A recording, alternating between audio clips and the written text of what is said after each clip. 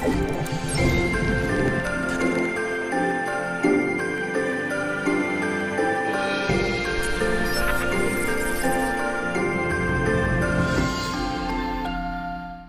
guys, welcome to GCM Study Center.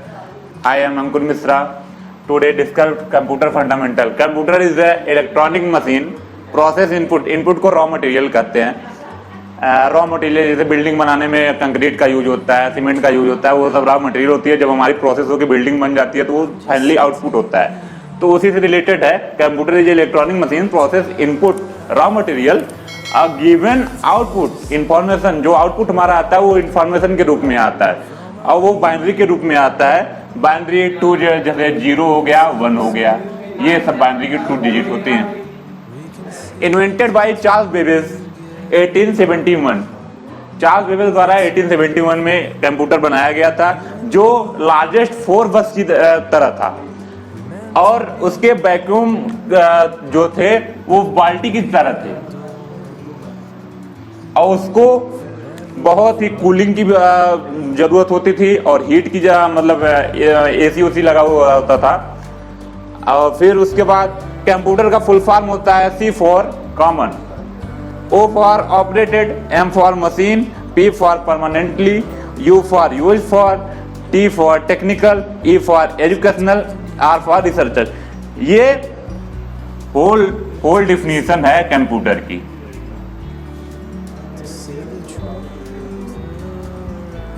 Computer की whole definition है commonly operated machine permanently use for technical education and research. ये whole definition है computer की. And second definition electronic machine. ये मतलब electricity से चलती है.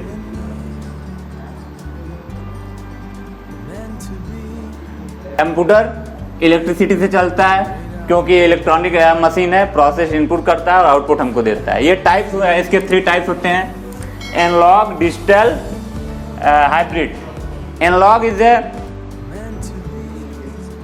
फिजिकल मेजरमेंट, जैसे वेदर मेजरमेंट हो गया, स्पीडोमीटर हो गया, ये सब एनालॉग कंप्यूटर में आते हैं. डिजिटल कंप्यूटर हो गया हमारा जो बाइनरी डिजिट को कैलकुलेट करके हमको इंफॉर्मेशन भी बाइनरी डिजिट में दे.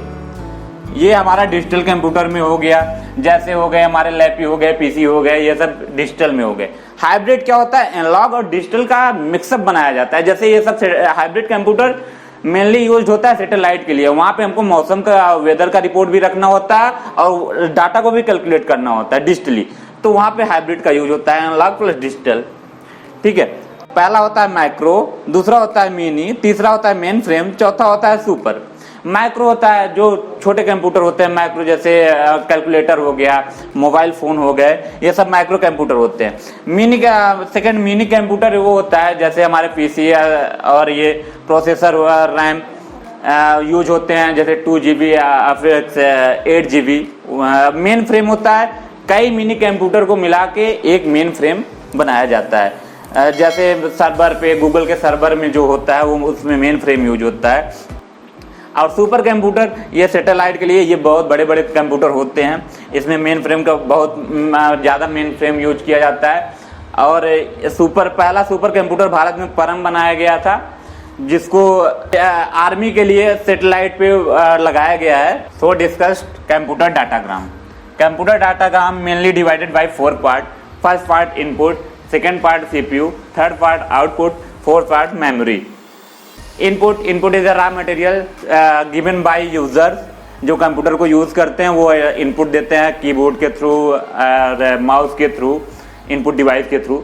अब CPU ये कंट्रोल यूनिट होती है हमारी, कंट्रोल प्रोसेस यूनिट.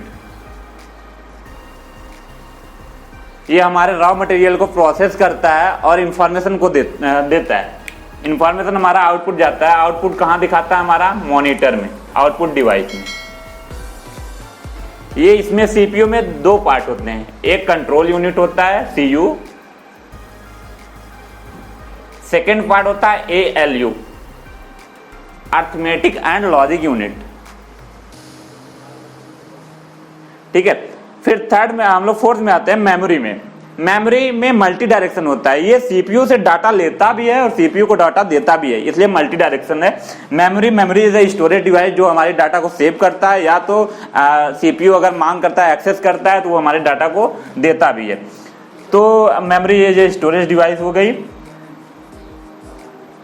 एंड ये इनपुट से डाटा आएगा, सीपीयू में कंट्रोल होगा और प्रोसेस होगा, उसके बाद मेमोरी में जाएगा, मेमोरी में सेव होगा। मेमोरी से अगर सीपीयू फिर एक्सेस कर रहा है तो वो डाटा फिर सीपीयू में जाके फिर आउटपुट जाएगा। इंफॉर्मेशन हमारे मॉनिटर पे, आउटपुट डिवाइस पे जो भी होगा, जैसे प्रिंटर हो गया, मॉनिटर हो गया, ये सब आउटपुट पे दिखाएगा। मेमोरी 2 पार्ट में डिवाइड होती है, primary and secondary. Primary memory होती है जो हमारी परमानेंट नहीं होती है, पार्शियली होती है, यह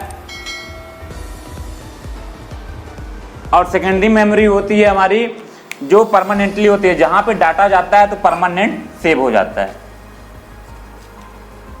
इसमें प्राइमरी मेमोरी में वोलाटाइल, नॉन वोलाटाइल आता है, जिसमें रैम, रोम ये सब आते हैं। और सेकेंडरी मेमोरी में हार्ड डिस्क हो गया, मैग्नेटिक टेप हो गया, ये सब आते हैं जो कि हमारे डाटा को सेव करते हैं। So we are covered this topics and input device, output device and memory covered in next class. So अगर आपको क्लास पसंद आई हो तो लाइक करें, शेयर करें, कमेंट करें। अगर आपको कोई क्वेरी हो तो आप कमेंट बॉक्स में क्वेरी भी पूछ सकते हैं, हम लोग उसका सॉल्यूशन देना चाहेंगे। Thank you.